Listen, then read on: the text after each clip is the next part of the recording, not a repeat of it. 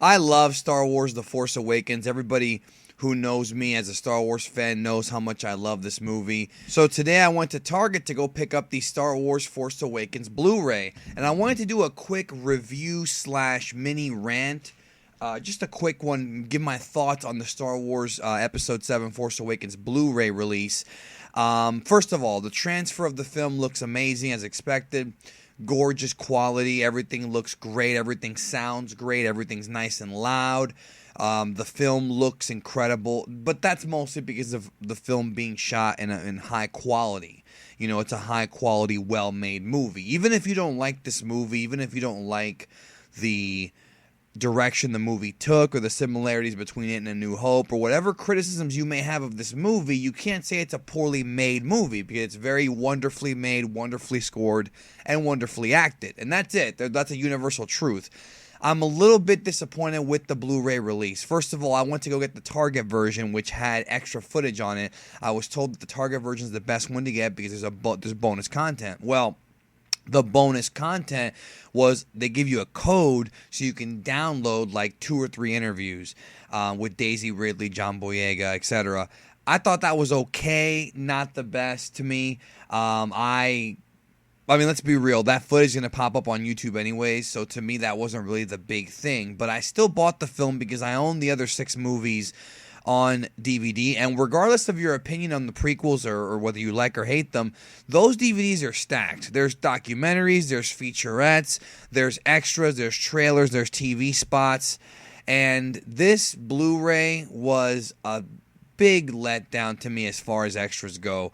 Again, I've already reviewed the movie. I'm going to leave a link down below to my actual review of the film, but I want to talk about the Blu-ray extras. And of course, the version that I bought had the Blu-ray, had the DVD, and had a Blu-ray disc with extra features on it. Now, I also want to say that the slipcase on the Target version, not a big fan of it. The Best Buy version, apparently the Steelbook has the discs stacked on top of each other. I'm not a fan of that either.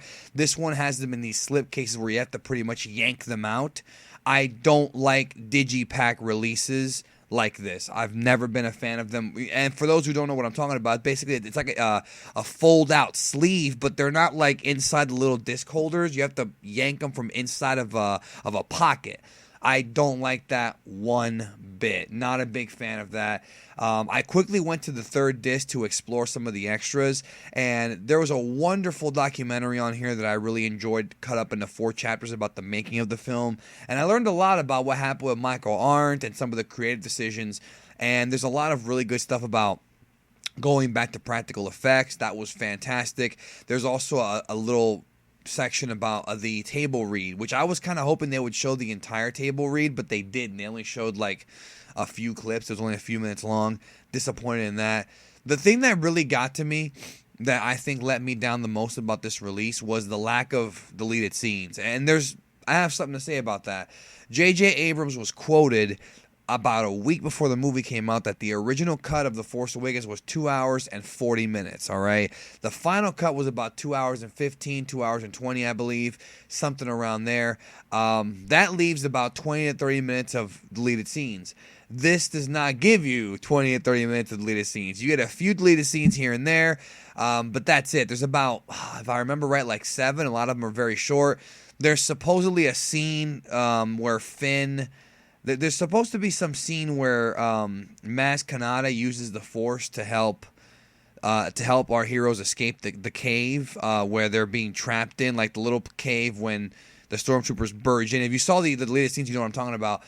It's not there. Like, that's missing. There's supposed to be a scene with Kylo Ren chasing after Rey and Finn until they finally meet up at in the forest. That was cut. There was rumored for a long time to be a scene with Chewbacca and Unkar Plutt. Now, I don't know if that scene actually exists, but the point is that there's still more footage that did not make the deleted scenes category. They do have that Kylo Ren scene from the Millennium Falcon. It's just him walking around, and he says Han Solo. There was really nothing to it. None of the deleted scenes really added anything to the story, to be brutally honest with you. Also, I was expecting Constable Zuvio, another character, to be in there. Nowhere to be found as well. So either two things are going on here. Number one, they didn't get time to master all deleted footage. Because what happens, guys, is that when you're, when you're making a movie, especially one with, CGI and, computer effects and things like that, you have to master the footage and you have to finish it up. Maybe they didn't have time to finish it. That's number one. Or number two, which is what I'm worried about, is that, if you followed the history of Disney, you know that Disney tends to release stuff over and over and over again. And every time they release shit, you get more stuff. Like, you're going to, in other words, I'm worried they're going to re-release this film with more deleted scenes, more extras, and just to get another $25 out of me. And that irritates the shit out of me because, to me, if you're going to re-release the film as part of the whole trilogy once episode 9 comes out, I can dig that, and put a few more things here and there on it. But if you're going to re-release the film individually and then re-release it again with the trilogy, it's just, to me, it's kind of a waste of time and a waste of money. But that's a typical Disney thing, right? So the other big disappointment, besides the deleted scenes being so short, is I was very let down by the fact that there's no commentary track. And I'm very confused by this because historically J.J. Abrams has loved doing commentary tracks, and we didn't get almost any here. That was a big disappointment. And I love the commentary tracks for Star Wars. I absolutely love the Star Wars commentary tracks. I love George Lucas talking about his ideas. I love hearing Carrie Fisher. I was expecting JJ. I was expecting Carrie Fisher, Kathleen Kennedy. I was expecting some of the players, maybe even Boyega. I was expecting Carrie Fisher maybe to pop in. Nothing. There's no commentary track. Huge disappointment. I don't know why. It might have been a Disney call because JJ loves to do them. I do not know why there was no commentary track. That, to me, there's no excuse. I mean, there's just no excuse for it.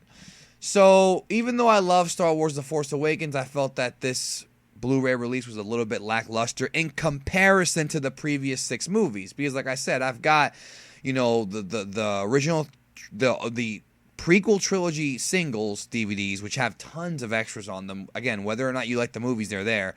And the original trilogy didn't have that many extras when they were released as singles, except for the original cuts in bad quality. But the Blu-rays for those definitely had a lot of extra stuff, in there as well. And there just wasn't enough extras for me to be happy with this, to pay $25 for it. But again, that's just me. Let me know your thoughts down below. Do you think that maybe they should have put more features? Do you think Disney's trying to, make us buy this thing again? Let me know what you think. I'd like to hear your thoughts. But other than that, the film is fine. The movie itself, of course, you can't knock it.